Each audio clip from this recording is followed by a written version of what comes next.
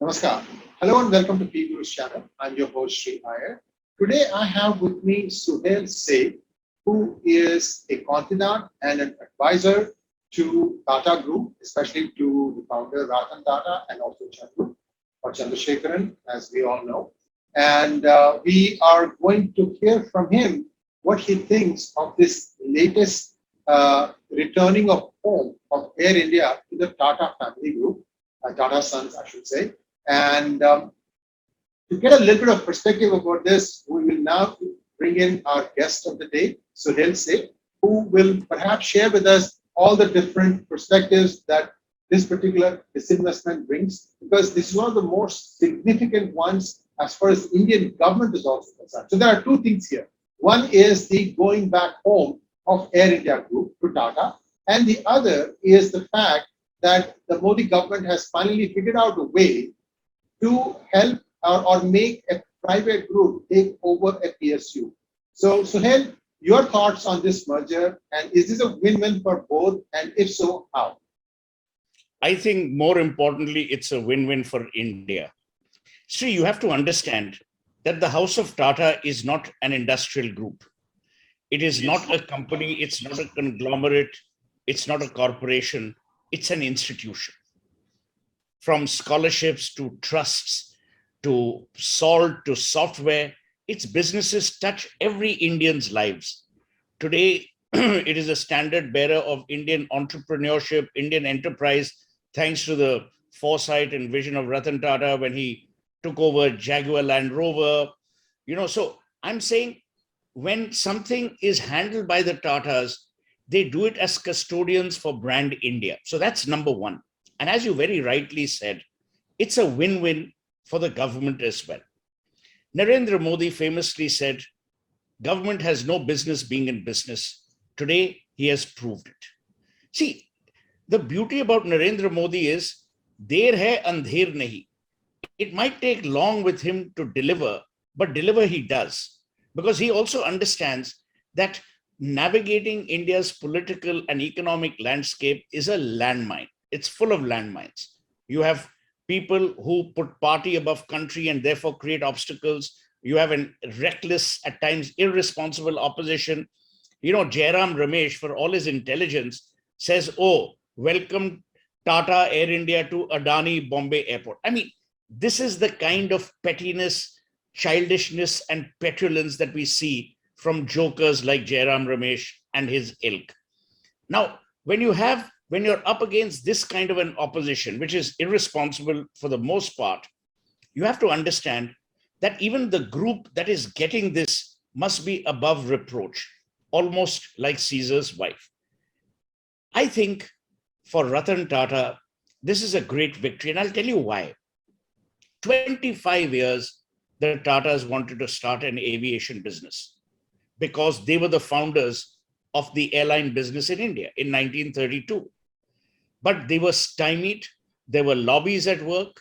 People like, and I will name them on your channel because I'm not scared, people like Naresh Goyal lobbied and lobbied hard. They got rid of any kind of competition that was coming their way. But the Tatas, under Ratan Tata being extremely decent, said, we will not play the game of lobbying. We will not play a retaliatory game, but we will wait our turn. Then you had the Cyrus Mistry years.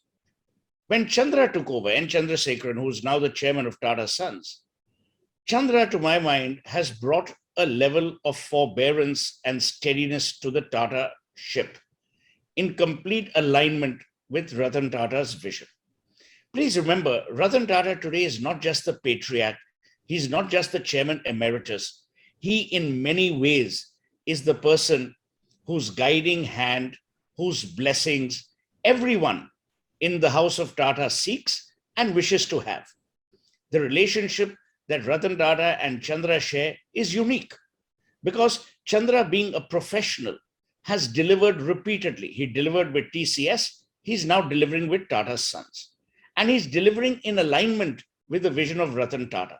So when a carrier like Air India comes back to the house of Tata, it will not have turbulence, either from a management perspective or from a governance perspective.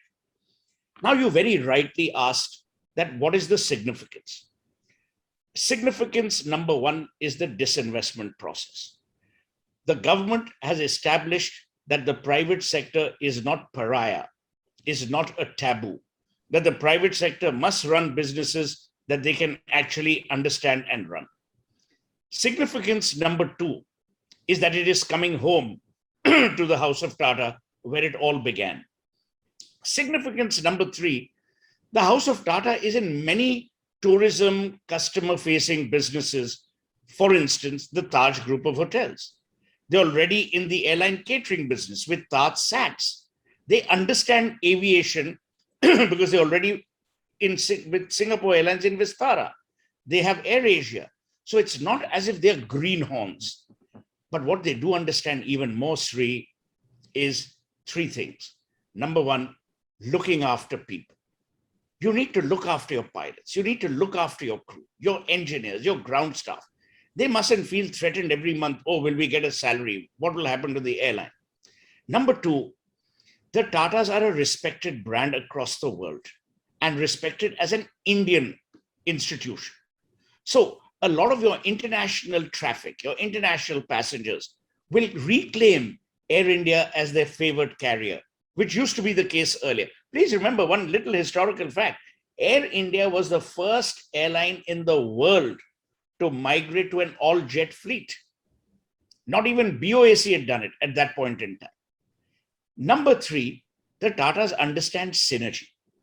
As you're moving towards more and more digital marketing, as you're moving towards integration, and Chandrasekhar has already announced that we will have a one Tata universe where you will have digital apps that will, be aggregators of everything that the Tatas, offer or produce or manufacture or provide services.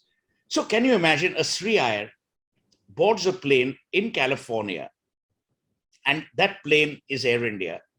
He lands in Bombay. He checks into the Taj. Then he wants to visit India. He gets an Air India Visit India passport, not a government passport, but a passport of travel. The Maharaja is something he boards, but he's treated like a Maharaja right through. So look at the synergies that exist. Look at the fact that Tatas understand how to manage customer delight. Look at the fact that Tatas understand how to manage customer expectations. So A, the synergies are enormous. B, the group is an institution. It will never hopefully run out of cash. So it'll be able to sustain the businesses. Number three, the level of transparency, the level of governance will allow people to also partner with it. Please understand, to even get, and I used to sit on the Global Advisory Board of British Airways for 6 years, so I know a thing or two about airlines. To get into a star alliance is a tedious task. It's almost near impossible. But with the Tatas there won't be that issue. So I see a great victory for India. I see a great victory for the Indian consumer. I see a tremendous victory for the House of Tata. And I see a great vindication for Narendra Damodar Das Modi. Because Modi has proven that no matter what, I will do what I've committed to do. Absolutely. And just a couple of things to complement what you just said. In fact, I'm right now in India, and I travel Air India from San Francisco direct to Delhi, and then from there I hop local flight. The most important thing I found was a lot of the bad rap that has been given to Air India is totally unjustified. I had excellent service, and the plane was very well maintained. The staff was very courteous. And remember that, India has to remember that Air India is the only airline which will fly people out of danger. Every time there is a regional conflict, guess who's doing the ferrying? It's Air India. And I'm hoping that Tata will find a way to continue doing that. That is a great, a goodwill gesture for Tata's. Are they going to change the name? Do you know? No, but you've raised a very, very interesting thing. Yes, please. And remember, history is the benchmark for the future. When the attacks happened on 26/11 on the Taj in Bombay, Right.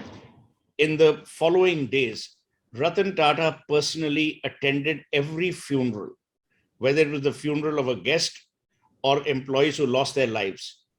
Every employee's family was given the same benefits and emoluments as would be till the employee worked and beyond. Compassion is not unknown to the Tatas. Compassion is not a unique identity feature of the House of Tata. Today, if you talk to people and say, if you were to equate an Indian corporation with the word trust, the first name that will pop up is Tata. So I'm not worried about that. The very important point you mentioned about rescue flights. Remember, Sree, that at the heart of everything that the Tatas do is more India, less Tata. And I'm sure that they will bring that to bear even on Air India, as they have done to other businesses. When George Fernandez wanted to nationalize Tata Steel in the Janata government, Rusi Modi was the chairman of Tata Steel. The workers' union, the TWU, the Tata Workers' Union, made an appeal to the government saying, please don't nationalize Tata Steel, you all will mess it up. Today, when the pandemic hit India last year in March 2020, most companies sacked their people. Most companies halved the salaries, not the Tatas. Now, let me give you an instance of what the Taj did. Wherever people had to be furloughed in partner hotels, hotels which the Tatas don't own, but they operate or manage, the Tatas under Puneet Chhatwal, their CEO, actually set up a fund which the existing employees contributed to by taking a hit on their own salaries.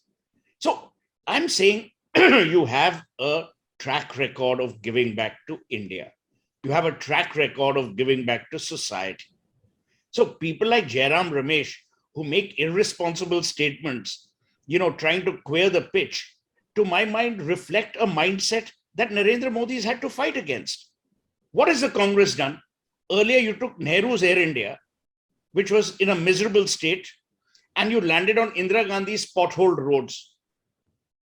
These people don't want change. These people see a problem wherever there is a solution, and these people are naysayers. But this is exactly the minefield that Modi has had to contend with. And I'm glad Modi stayed the course.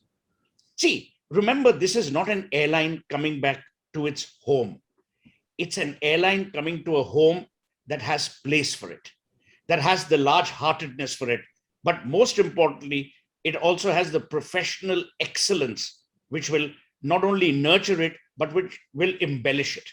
And all these, to my mind, Sree, are required when you want to make this airline once again the world's most favored airline. I don't want to use the world's favorite because that was what British Airways used to use. But I think the Maharaja will smile again. What the Gandhis had done, what the goddamn Congress had done is they had made the Maharaja lose his clothes. The Maharaja had been pauperized. The Maharaja had been made to look silly. They had created a parody of the Maharaja. And you're absolutely right. The staff at Air India today and always, the crew at Air India, the pilots have been wonderful people, outstanding. But it was being run by bureaucrats. Bureaucrats are self-serving jokers. They don't care about India. And let me tell you, if you had left this disinvestment decision to a bureaucrat, it would have never happened. It took a man of Modi's courage to say, to hell with what people will say, I will get this done. And remember, it's a win-win for every employee. It's a win-win for their partners. It's a win-win for vendors. So to my mind, it's a holistic, great approach. And as you mentioned in your opening remarks, it sets the trend for what I would call responsible, accountable, profitable disinvestment. This is not a disinvestment. This is not a fire sale. This is a giving back and believing in your own private sector, which you often use when the Prime Minister goes abroad. It's the private sector who's part of the delegation, not some odd bureaucrat. So today you have vindicated that faith. You have reposed even more faith. Please understand, Sree, you are giving Air India to the House of Tata. It places more responsibility on the shoulders of an N. Chandrasekhar and a Ratan Tata than it does on the government. Because tomorrow they will be under the microscope. You might say whatever, it'll still be owned by Tata, but belonging to India. And I think that's the essential difference. Air India will be owned by the Tatas. It'll belong to every Indian. And if we can get that emotional hook right, it's a win-win. Absolutely. So here there are a couple of things going for Air India. There are only one or two airlines that do a direct hop from the west coast of the United States to India. Already Air India flies, I believe, from San Francisco and Los Angeles to New Delhi and Mumbai. I'd like to see this thing become more, meaning like from SFO to Bengaluru to even Chennai to Kolkata, and the same thing from LA, because this is something where it really shines, because the time just flies to it. It was 15 and a half hours or something like that, and the time just flew. I never felt like, I was doing this huge, trip, because if I take any other thing like hub and spoke, whether it is Emirates or Qatar or Singapore, right? They don't compare. They don't compare. Let me tell you about Emirates. I hate to say this. Emirates has frozen food in their larders for six months. Oh my God. Yeah. I'm saying it because it has been confirmed by Emirates. You check with Emirates. 80% of the food that you eat is stored for 6 months at 85 degrees Celsius. Minus 85 degrees Celsius. I was going to say, not 85 degrees Celsius, we'd be burning ourselves. But Air India will have the added advantage of Taj Sats. Yes. Which understands, because Taj understands food. Taj understands catering. Taj understands customer delight on a plate. Plus, please remember, Sree, Taj has Ama there. Taj has hotels in Kerala. Taj has hotels in Tamil Nadu. Taj understands local cuisine. Taj also understands international cuisine. They have hotels in America. They have hotels in Langkawi. They have a hotel in London. So you are actually doing, to my mind, a 360-degree wrap around the brand called Air India. And when you're on a plane, the three things you want is safety, which is guaranteed. You want great food and you want great entertainment. Tatas have Tata Sky. They also understand entertainment. They understand content. So, actually, it's a very strategic, sensible move, which very few people will explain. Not that I'm like God's gift to mankind, but I'm explaining it to you from a strategy point of view as to where the alignments are, where the synergies are. So if you look at all the synergies, it works. Even ground handling, a simple thing. Today, if you go to an Emirates or to any other airline, many airlines use different, ground handlers. Those ground handlers are not vested. They have no interest in the airline. They're doing a routine job. So if they're rude to you, they couldn't be bothered. But this will be different because your customer-facing people will be the same people you meet when you enter a Taj or an Ama or a Ginger. These will be the same people who will deal with you with compassion. These are the same people who believe that giving back is more important than taking. So in every which way, there are, to my mind, residual tenets. And which is why I'm saying, I'm glad it happened during Ratan Tata's lifetime. Because the bridge that was broken by the Indira Gandhis and the Morarji Desais of the world, qua GRD, has now been repaired by Modi, qua Ratan Tata.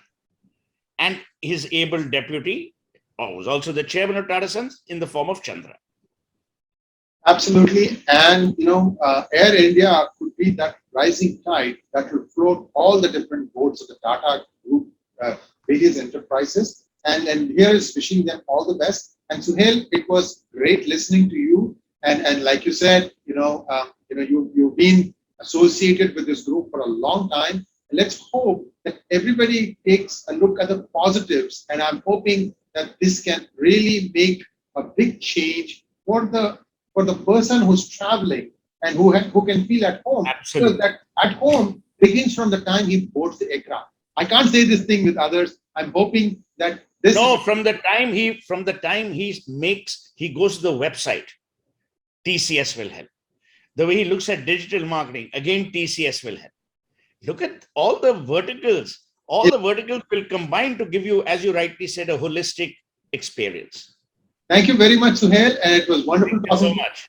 I know you just jet hopped and came back home, and so fresh to see you and hear your thoughts. And viewers, please do like, share, and subscribe to our channel. We need your support, and we would like to have you add in droves so that Suhel feels that it is worth his time to come on our channel to share his thoughts. Namaskar.